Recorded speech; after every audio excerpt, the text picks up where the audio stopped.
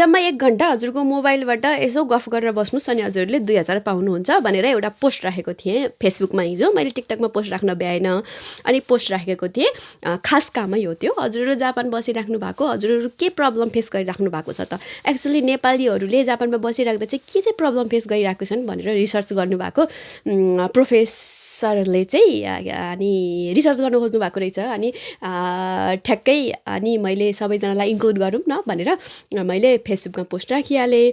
अनि 1 घण्टा हो हजुरहरूले जस्ट आफ्नो दुखेसो पोख्ने ठाउँ, हजुरहरूको प्रब्लम मलाई यस्तो प्रब्लम भएको थियो, यस्तो भएको भए हुन्थ्यो नि त जापानमा भनेर आफ्नो ओपिनियन राख्ने मात्र हो। जस्ट विदिन 1 आवर सकिन्छ, हजुरहरूले 2000 पाउनुहुन्छ भनेर पोस्ट राखेको थिएँ। अनि त्यहाँ आउनुभयो 3 थरीका मान्छे। पहिलो थरीका मान्छे आउनुभयो हो र अनि मैले लिङ्क राखेको थिएँ, यहाँ लिङ्कमा जोइन हुनु अनि त्यसपछि मैले हजुरलाई कुरा गराउँछु भनेर राखेको थिएँ। पहिलो थरीका मान्छे आउनुभयो, ल मैले जोइन भइहालेँ भनेर कन्ट्याक्ट भइहाल्नु हो, ल सिस्टर मैले गर्न चाहन्छु भन्नुभयो। अनि उहाँहरूले आज गरिहाल्नुभयो, सकाइहाल्नुभयो, 2000 लिएर गइहाल्नुभयो, सक्यो उहाँहरू है। दोस्रो थरीको मान्छे आउनुभयो, कमेन्ट मात्रै छोड्नुभयो। के कमेन्ट छोड्नुभयो भने हुन्छ र, यस्तो पनि काम हुन्छ र, होइन होला, साँच्चीकै हो र भनेर जिज्ञासा छोड्नुभयो, कमेन्ट छोड्नुभयो अनि जानुभयो। अनि आउनुभयो तेस्रो टाइपको मान्छे। तेस्रो टाइपको मान्छे कस्तो आउनुभयो भने बकवास, यस्तो बकवास काम गर्ने होइन है, यस्तो पोस्ट गर्ने होइन है, हजुरले चाहिँ यस्तो स्क्याम गर्ने होइन है, यो त 100% स्क्याम हो। कसरी अनि 1 घण्टा पनि जम्मा 20-30 मिनटको 2000, त्यसमाथि पनि घरमा बसेर अनि मोबाइलबाट अरे हुने नहुने काम गर्ने पोस्ट गर्ने भनेर 2-4 जना आउनुभयो, बुझ्दै नबुझिकन अनि आफ्नो आक्रोश पोस्नुभयो भनौँ। आफ्नो दिमाग जति छ त्यति ओपिनियन छोड्नुभयो, जानुभयो। हजुरहरू कुन ठाउँमा पढ्नुहुन्छ, कुन लेभलमा पढ्नुहुन्छ? मैले धेरैजनालाई भन्छु आफ्नो दिमाग जतिसम्मको छ त्यतिसम्मको कुरा बुझ्न सक्छ क्या मान्छेले। त्यही भएर हजुरहरू जुन लेभलसम्मको अन्डरस्ट्यान्डिङ छ त्यतिसम्मको एक्सन लिनुहुन्छ क्या हजुरले जिन्दगीमा। हजुरहरूको वरिपरि जस्तो जस्तो मान्छेको सङ्गत छ त्यस्तै त्यस्तै मात्र हजुरले सोच्न सक्नुहुन्छ, त्योभन्दा बढी सोच्नै सक्नुहुन्न के।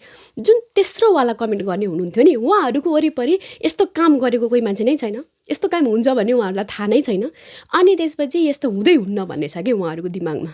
त्यही भएर उहाँहरूकै लेभल अनुसार, उहाँहरूकै औकात अनुसारको कमेन्ट गर्नुभयो, जानुभयो, सक्यो।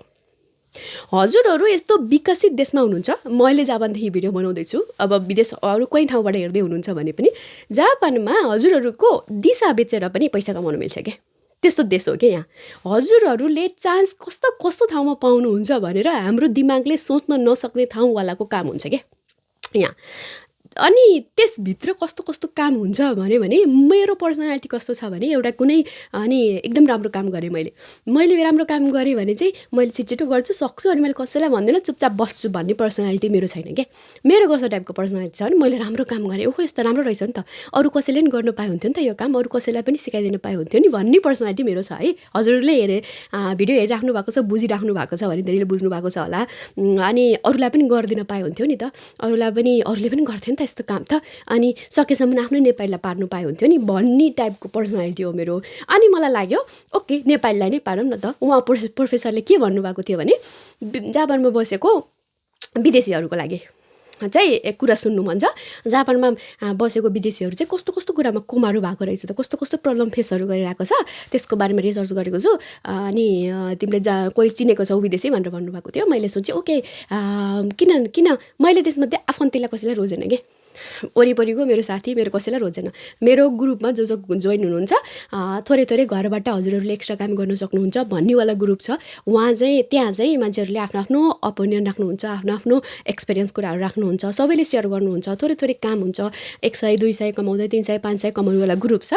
यदि हजुरहरू पनि इन्ट्रेस्टेड हुनुहुन्छ भने जोइन हुनु होला, मैले फेसबुकमा लिङ्क राखिरहेको हुन्छु त्यो ग्रुपको।